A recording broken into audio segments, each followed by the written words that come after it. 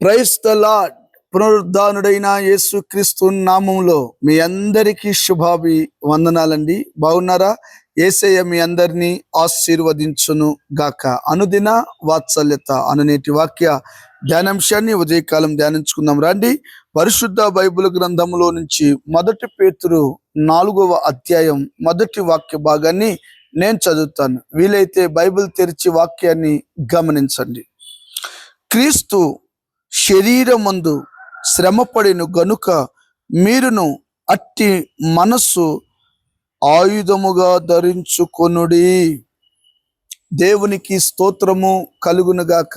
దైవజనమా, ఈ చదవబడిన ఈ వాక్య భాగంలో నుంచి ప్రభు ఈ ఉదయకాలము నీతో ఒక చక్కటి మాటను మాట్లాడుతున్నాడు. ఈ రోజున ఒక్కొక్కరికి కొన్ని ఆయుధాలు ఉంటాయి. ఏవండి, టాపీ మేస్త్రి పనికి వెళ్ళాలంటే ఆయనకి మేస్త్రి పని చేసే టాపీ ఉంటుంది. ఏవండి, పెయింటింగ్ పనికి వెళ్ళే వ్యక్తికి బ్రష్ ఉంటుంది పెయింట్ వేసుకోవాలని.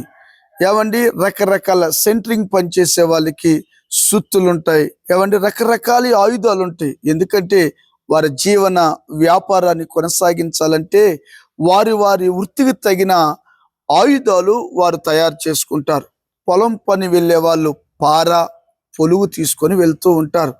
అయితే పరిశుద్ధ బైబిల్ గ్రంథములో పామరుడైన పేతురు గారు చెప్తున్న ఒక నగ్న సత్యం ఏంటో తెలుసా? యేసు ప్రభులు వారు శరీరమందు శ్రమ పడిన గనుక మీరును అట్టి మనస్సును ఆయుధముగా ధరించుకోండి అంటాడు. ఈ రోజున నీ ఆయుధం ఏంటి? ఈ రోజున నీ బలం ఏంటి? ఈ రోజున నీ ఆధారం ఏంటి? ఈ రోజున నీకు కలిగి ఉన్న వాటిని బట్టి తృప్తి చెందుతున్నావా? కాదండి బిడ్లారా, నీ ఆయుధం ఏమై ఉండాలో తెలుసా? శ్రమపడే మనసయుండునుగాక. దేవునికి స్తోత్రము కలుగునుగాక. ఏమండి, శ్రమపడే వాడికంట విజయము సొంతమైపోతుందంట, బానిసైపోతుందంట. ఈ రోజున చాలా మంది శ్రమపడే వారే లేదుగా. కుటుంబంలో శ్రమపడరు, వ్యాపారంలో శ్రమపడరు, ఉద్యోగంలో శ్రమపడరు, కాస్త ఒక అర్ధగంట మోకాల మీద ఉండి ప్రార్థన చేయటంలో శ్రమపడరు. శ్రమ అనేది వారికి ఏమైపోయిందంటే విసుకైపోయింది. నేనంట, శ్రమపడే మనస్సు గనక నీవు కలిగి ఉంటే నిశ్చయముగా నువ్వు సాధించలేనిదంటూ ఏది ఉండదు ఈ భూమి మీద. సృష్టికర్త అయిన దేవుడే మనుష్య కుమారుడిగా ఈ లోకానికి వచ్చి నీ కొరకు నా కొరకు ఎంతగానో శ్రమ పడ్డాడే.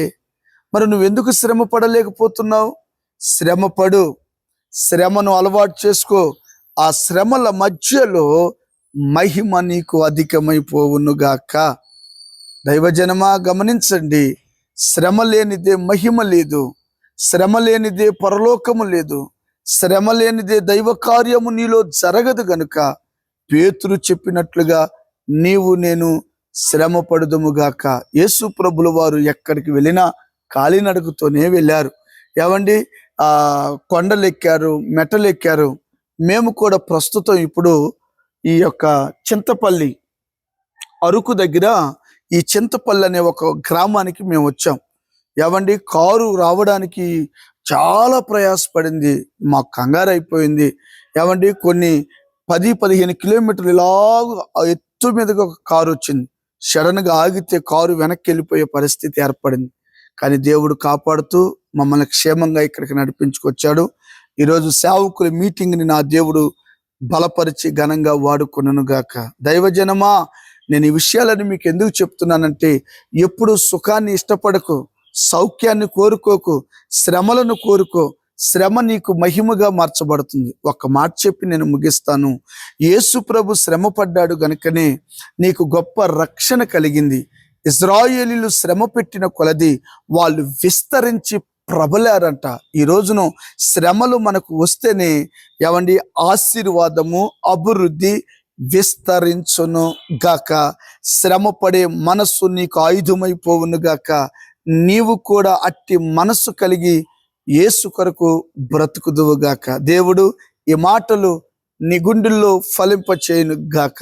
తలలు వంచండి, చిన్న ప్రార్థన. ప్రేమ కలిగిన మహాపరిశుద్ధుడా, శ్రమపడే మనస్సు ఆయుధముగా నాకు మాకు దయచేసి ఆ శ్రమలలో ఆశీర్వాదం, విస్తరణ, యేసయ్య లాంటి శ్రమ మహిమగా మాకు మార్చి నడిపించమని యేసు నామమున అడిగి పొంది ఉన్నాము తండ్రి, amen. Thank you. God bless you. దేవుడు మీ అందరినీ ఆశీర్వదించునుగాక. ఆమెన్.